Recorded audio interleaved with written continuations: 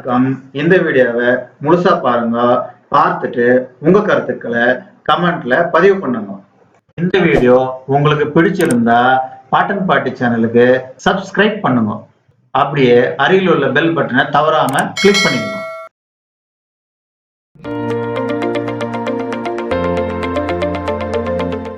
எல்லாருக்கும் வணக்கம்.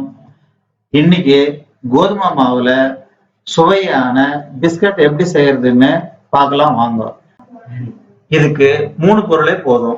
கோதுமை மாவு, சர்க்கரை, எண்ணெய். இதை வச்சு எளிமையான முறையில நம்ம இந்த பிஸ்கட்டை செஞ்சுக்கலாம். ஒரு கப்புல ஒரு கோதுமை மாவு புல்லு.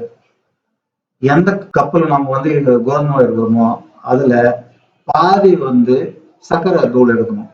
சர்க்கரை பவுடர் நம்ம மிக்சியில் போட்டு அரிசி வச்சிருக்கிற பவுடர் இது. அதை போட்டு கொஞ்சோண்டு உப்பு ஒரு போட்டுட்டு அப்புறம் நம்ம வீட்டில் இருக்கிற தோசை சோடா மாவு அதில் கொஞ்சோண்டு சேர்த்துக்கணும். 1/4 டீஸ்பூன் போதும். 1/4 டீஸ்பூன் போட்டு நல்லா கலக்குங்க. இதுங்கோட 2 டேபிள் ஸ்பூன் உப்பு இல்லாத வெண்ணெய் சேர்த்துக்குங்க. சேர்த்துக்கின்னு நல்லா பிசைஞ்சுக்குங்க.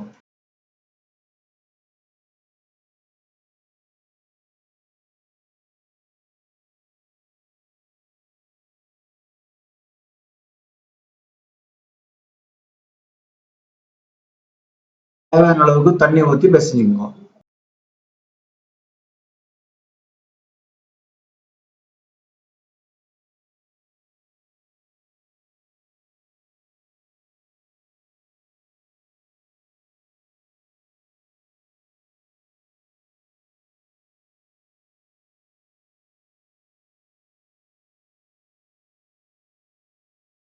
சப்பாத்தி மணிக்கட்டுல சப்பாத்தி மாதிரி தேய்ச்சிக்குங்க.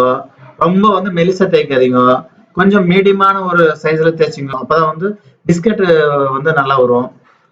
ரெண்டாவது நம்ம தேவையான அளவுக்கு சைஸ்ல கட் பண்ணிக்கலாம். எங்களுக்கு பாக்ஸ் டைப் போதும், அதனால பாக்ஸ் டைப்ல கட் பண்றோம். உங்களுக்கு வேற ரவுண்ட் ஷேப்னா ரவுண்ட் ஷேப்ல கட் பண்ணிக்கோங்க. எந்த ஷேப்ல வேணாலும் கட் பண்ணிக்கலாம். எந்த டிசைன் ஆனாலும் போட்டுக்கலாம். மேல கோடு போடுறதுனா கூட போட்டுக்கலாம்.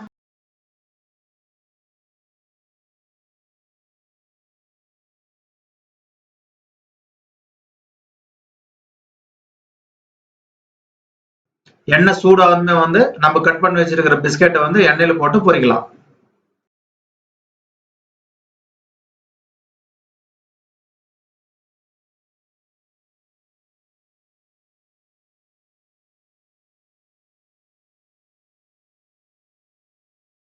இந்த கலர் வந்ததுமே நம்ம பிஸ்கெட்டை எடுத்துக்கலாம்.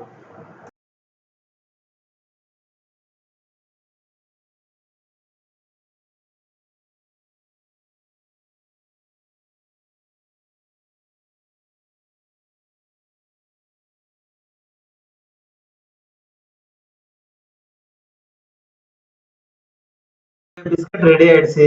பார்க்கிறதுக்கே ரொம்ப கலர்ஃபுல்லா இருக்குது. ரொம்ப டேஸ்டா இருக்கும். ஒரு முறை நீங்களும் ட்ரை பண்ணி பாருங்க வீட்டுல.